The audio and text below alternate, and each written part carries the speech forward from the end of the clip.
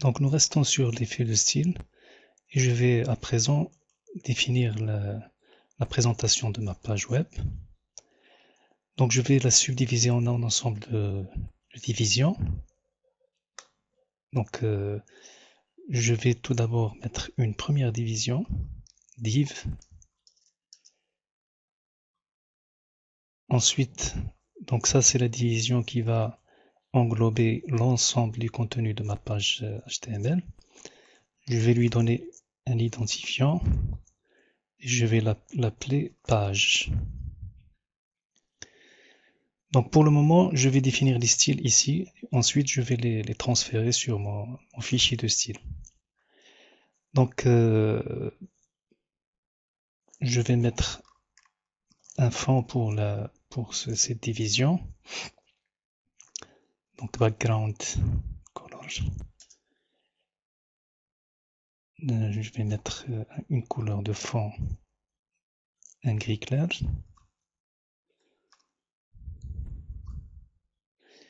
Et je vais définir une largeur de 800 pixels et une hauteur de 500 pixels. Donc tout ça c'est juste pour faire des tests pour montrer en fait la présentation. Je vais actualiser et là on voit la division, notre division. On va essayer de la centrer par rapport au document ou bien à la fenêtre de l'explorateur. Donc pour la centrer, il faut aller définir les styles au niveau de la balise body. Donc la première chose en fait qu'on remarque, c'est qu'il y a ici une marge, enfin des marges en haut, à gauche. Il y en a aussi à droite et en bas, on ne les voit pas. Mais ça existe avec toutes les fenêtres. Donc là, pour annuler, nous allons commencer par définir les marges. On va mettre margin 0. Donc ceci veut dire que en fait on va annuler toutes les marges. En fait, on peut définir les marges du haut. Ça c'est la marge du haut par exemple, la marge de droite, la marge de gauche, pardon, la marge de bas et la marge de gauche. Donc on peut définir les 4 marges. Bon, pour montrer ça, je vais par exemple mettre ici 5 pixels. Donc ça veut dire que j'aurai ici 5 pixels de marge au niveau de la marge gauche. Par contre, les autres seront à 0. Donc je vais en fait sauvegarder et tester. Et là, vous voyez que la marge du haut a disparu. Par contre, ici, j'ai 5 pixels de marge de gauche. Donc, je peux annuler toutes les marges en mettant tout simplement 0. Donc, les deux marges ont disparu. Je peux également définir en fait définir deux marges. Donc, si je mets par exemple ici 5 pixels, ça veut dire que j'ai une marge de haut de 0 pixels, j'ai une marge de droite de 5 pixels, ensuite une marge de bas de 0 pixels et enfin une marge de gauche de 5 pixels. Donc si on teste, on va voir qu'il y a une marge au niveau à gauche de 5 pixels. Voilà.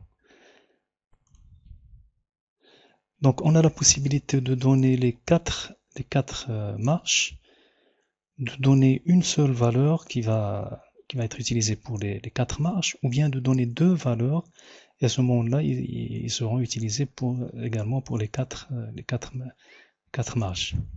Donc pour le moment, je vais mettre 0 ici, tout simplement, ce qui veut dire que les 4 marges sont définies à 0. Alors maintenant, si je veux aligner, enfin si je veux centrer le contenu de la balise body, c'est-à-dire le contenu en fait de toute la page, je n'ai qu'à mettre ici auto.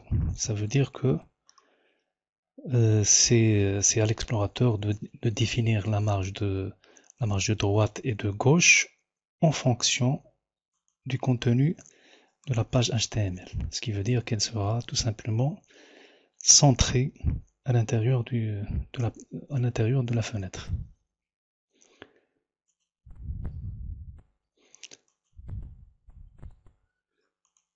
Qu'est-ce qui se passe ici?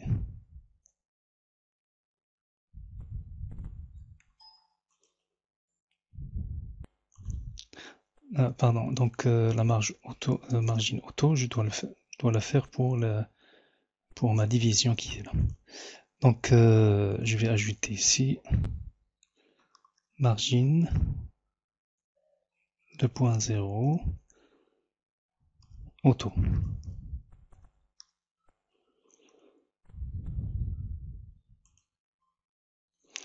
Voilà, donc maintenant ma page elle est centrée par rapport, mon contenu est centré par rapport à la fenêtre de mon explorateur.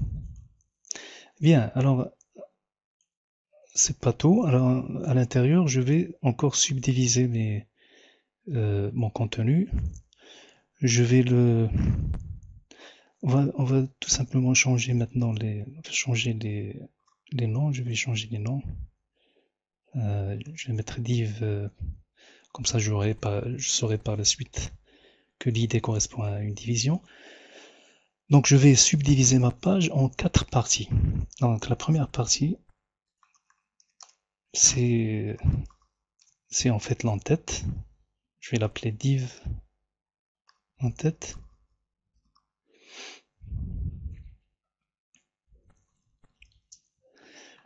Ensuite, je vais copier-coller pour définir les autres.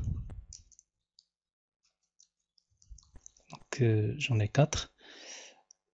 La deuxième, ça sera en fait le menu, donc la division qui va contenir le menu. Ensuite, c'est la division qui va contenir en fait contenir le contenu de la page HTML. Et à la fin, c'est le pied de page. Donc je vais définir des styles pour tous ces éléments. Pour le moment, comme je l'ai dit, les styles seront définis ici avant d'être transférés par la suite sur le fichier de style CSS. Donc pour la hauteur, on va mettre height. Donc on va mettre par exemple 200 pixels.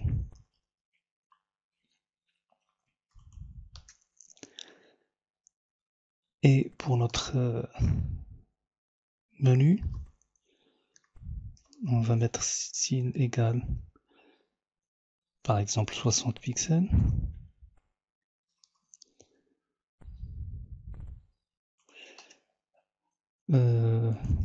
J'ai pas mis height.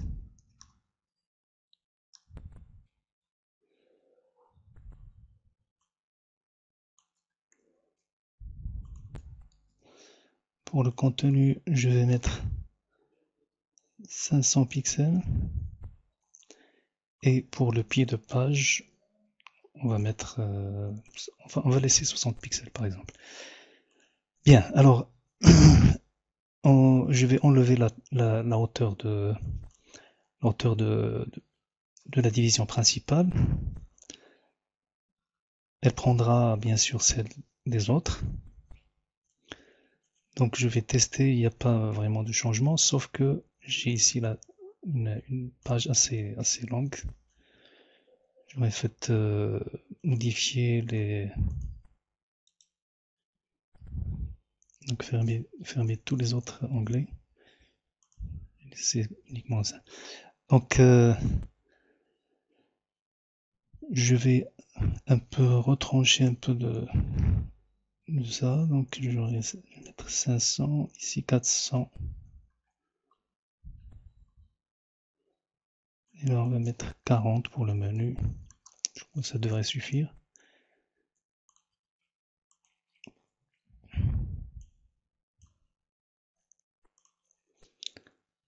On va retrancher un peu, encore un peu.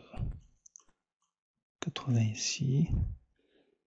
Puis 350. Voilà. Alors, pour voir le contenu, je vais changer les couleurs de fond. On va mettre ici background color, point virgule.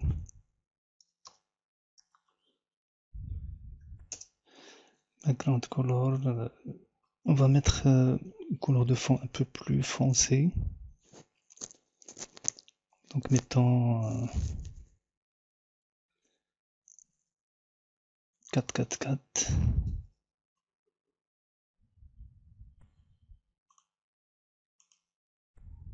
Voilà. Peut-être que c'est trop foncé.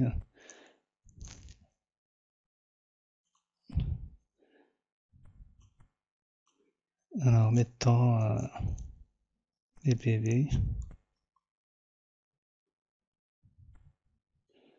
Yes, c'est.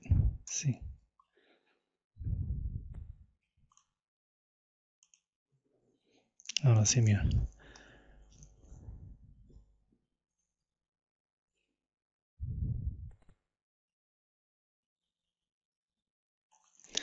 Donc maintenant, je vais déplacer tous les styles que j'ai là au niveau de mon fichier C2S. Donc vous remarquez qu'il est vide.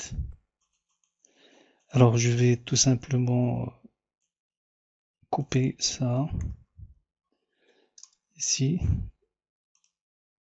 Alors j'ai donc body. Et au niveau de body, je vais mettre mon style margin. Voilà. Je vais faire la même chose pour les autres.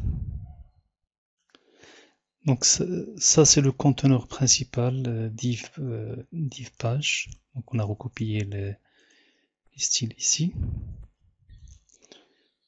Voilà, donc on a tout recopié. Je vous fais tout simplement remarquer que vous voyez ici, là il s'agit d'un sélecteur HTML. Il n'est précédé d'aucun signe. Par contre là on a le symbole dièse. Pourquoi? Parce que là il s'agit d'un identificateur. Donc là vous dites à l'explorateur qu'il doit chercher un identificateur et non pas une balise HTML.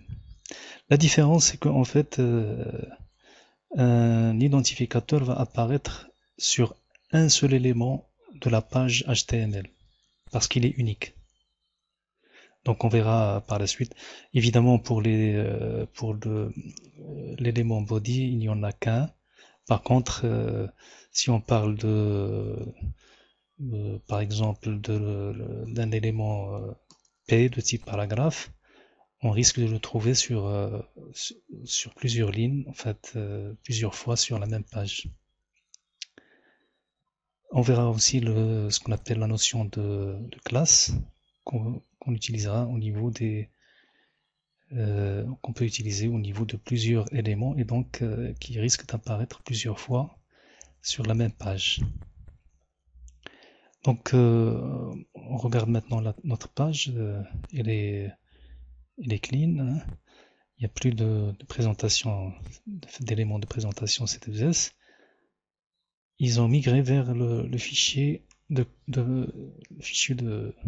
style. Ça sera tout pour le moment. Alors on verra par la suite comment présenter les autres éléments de notre page web.